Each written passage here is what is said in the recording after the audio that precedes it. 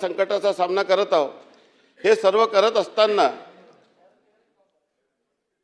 जे काही Mumbai climate action प्लॅनच्या संदर्भामध्ये अनेकदा जरी सभागृहात चर्चा झाली असली, परंतु राज्य शासनाकडून या संदर्भामध्ये भविष्यात अशा पद्धतीची किती उपाययोजना जरी झाली असली तरी ती भविष्यात एका दिवशी अतिशय खूप जास्त पाऊस आला किंवा अजून जर आपण या ठिकाणी विचार केला की जसं भुजमध्ये भूकंप आला होता किंवा अनेक ठिकाणी या ठिकाणी अशा पद्धतीचे, तेव्हा फक्त पाण्यातून लोकांचं रेस्क्यू नाही तर एखादी कुठली आपत्ती आली तरी डिझास्टर मॅनेजमेंटच्या क्षेत्रामध्ये जे काही आपत्ती भविष्यात येत असेल त्याचा प्लॅन जरी महानगरपालिकाकडे असला त्याला अधिक प्रभावी करण्याच्या दृष्टीने माननीय मुख्यमंत्री महोदय यांच्या नेतृत्वामध्ये या ठिकाणी कारवाई सुरू आहे। आणि नुकतंच आता मुंबई महानगरपालिकामध्ये सत्ता परिवर्तन झालेलं आहे। जे मागच्या 30-35 वर्षात घडलं त्यातून तेच जर आज या ठिकाणी घडत राहिलं तर दोघांच्या राजवटीत काय फरक आहे या ठिकाणी सांगता येणार नाही। आणि म्हणून तुलनात्मकदृष्ट्या काम करत असताना भविष्यामध्ये तुलनात्मकदृष्ट्या काम करत असताना दोघांच्या राजवटीमधला असलेला फरक, केलेली कामे, उभी झालेली पायाभूत सुविधा या सर्व व्यवस्थेमध्ये निर्माण करावयाचे जे काही उपाययोजना संदर्भामध्ये केलेल्या आहे किंवा ही जी परिस्थिती आहे ते पुन्हा होऊ नये या संदर्भामध्ये निश्चितच नाही मी बोलतो नाही उत्तर रिप्लाय पूर्ण होऊ द्या नाही रिप्लाय होऊ द्या माननीय आवाड साहेब रिप्लाय पूर्ण होऊ द्या। मिसिंग लिंकच्या संदर्भामध्ये प्रश्न या ठिकाणी उपस्थित करण्यात आला। मिसिंग लिंकच्या संदर्भामध्ये या ठिकाणी प्रश्न उपस्थित आला।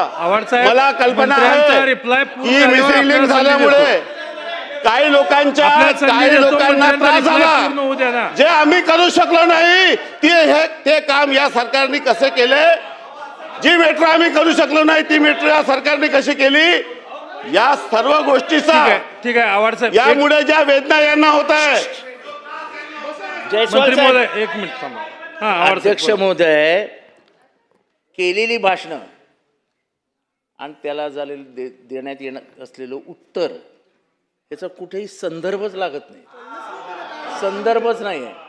आम्हाला त्यांच्यावर टीका करायची नाही, कारण का कुठल्याही ज्येष्ठ मंत्र्याला उत्तर द्यायचं नसतं म्हणून एखादं पकडायचं आणि तू जाऊन उत्तर देऊन दे अशी प्रथा सुरू झालेली आहे। त्याच्यापेक्षा आम्ही मोठ्या मनाने सांगतो, सगळे एकमताने सांगाल ना की त्यांना सांगा की तुम्ही ठेवून द्या ना इथे पटलावर भाषा, नाहीतरी विधानसभेचं असंच अवमूल्यन करायचं ठरलंच आहे तर दादा कशाला त्रास घेत आहो? त्यांचा रिप्लाय ठेवून द्या ना उत्तर, रिप्लाय पूर्ण होऊ द्या ना। बोला मंत्री महोदय। काही लोकांना माझ्या बोलण्यामुळे त्रास होत आहे तर त्याच्या समोर आणि दुसरं माननीय जितेंद्र आव्हाड साहेब, आपण लक्षात ठेवा मी आपल्यापेक्षा सिनियर आहे, आपण लक्षात घ्या मी आपल्यापेक्षा सिनियर आहे या सभागृहात। हा तुम्ही काही बोलू नका असा। चला मंत्री महोदय। आणि माननीय अध्यक्ष, आरोप लावायला कोणाला काही वाटत नाही, परंतु हे जे काही परिस्थिती आज या ठिकाणी निर्माण झाली हे पाप कोणाचं आहे याचं आत्मचिंतन यांना करण्याची गरज आहे। चला रिप्लाय घ्या। आणि मी सांगू इच्छितो, तुम्ही तुलना करता, होय मी सांगतो तुलना करतो। अध्यक्ष महोदय, या मुंबईने, या महाराष्ट्राने आणि या देशाने कोविड सारखा संकट पाहिला आहे। ही महामारी आली कोविडची, मी सांगतो फरक पाहायचा ना, तुलना पाहायची आहे ना। मी सांगतो बसा एक मिनिट ऐकून घ्या, बसून घ्या आदित्य साहेब। मी सांगतो माननीय अध्यक्ष महोदय, चला बसून घ्या।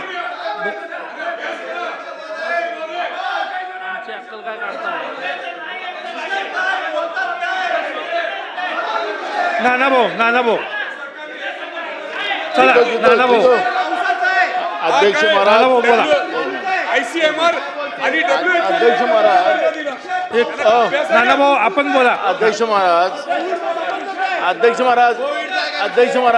एक मिनिट नाना भाऊ अध्यक्ष महाराज संसदीय कार्यमंत्री प्रश्न, अध्यक्ष महाराज साधा आणि सरळ प्रश्न होता की मंत्री महोदयांना जे काही आता जी आपत्ती आपल्या मुंबई आणि महाराष्ट्रामध्ये आली त्या विषयावर जे काही प्रश्न उपस्थित झाले त्याच्यासाठी सरकार काय काय त्याच्यावर पुढच्या काळात होणार नाही यासाठी काय उपाययोजना काय करायच्या त्याच्यावरचं उत्तर अपेक्षित आपल्याला आणि महाराष्ट्राच्या जनतेला आहे.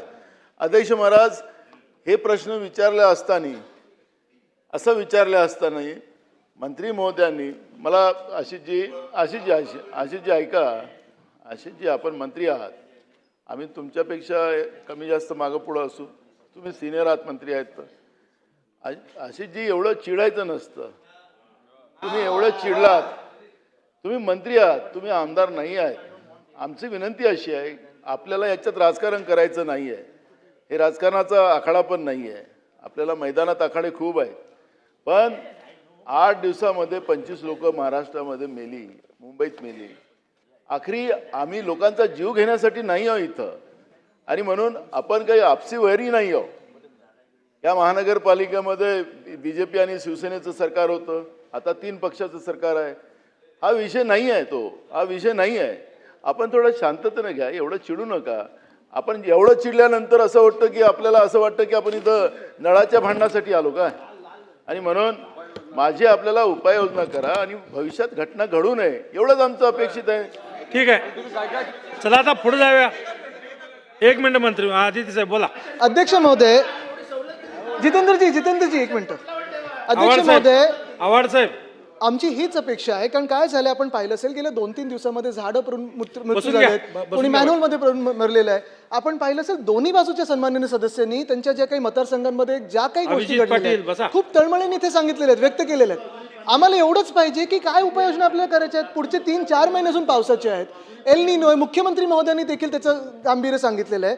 कुठेही राजकारण न करता दोन्ही बाजूच्या सन्माननीय सदस्यांनी जे विषय मांडलेले आहेत त्याचंच उत्तर आम्हाला पाहिजे. आता मगाशी फरांदे त्यांनी पण आपण मांडलं जे ही चर्चा सुरू व्हायच्या आधी, किती गंभीर गोष्ट आहे. तिथे आता शाहीस्थान वगैरे पूर्ण व्हायचं बाकी आपलं हे सगळं आहे.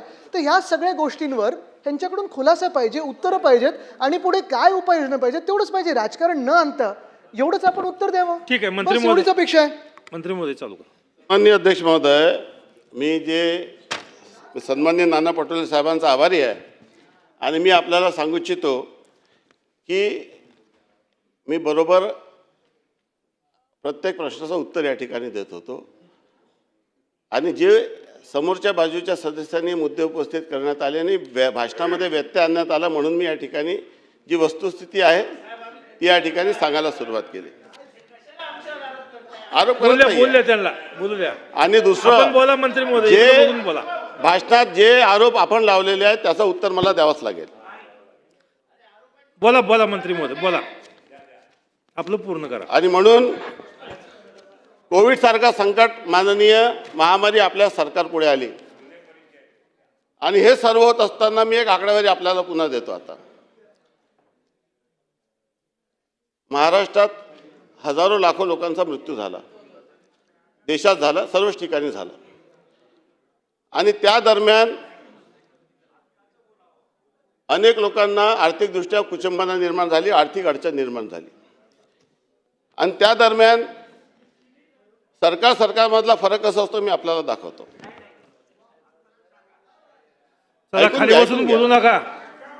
हेमंतराव, खाली बसून बोलू नका. मंत्र्यांचं उत्तर होऊ द्या, उत्तर होऊ द्या. चला मंत्री महोदय चालू करा. खाली बसून बोलू नका. चला,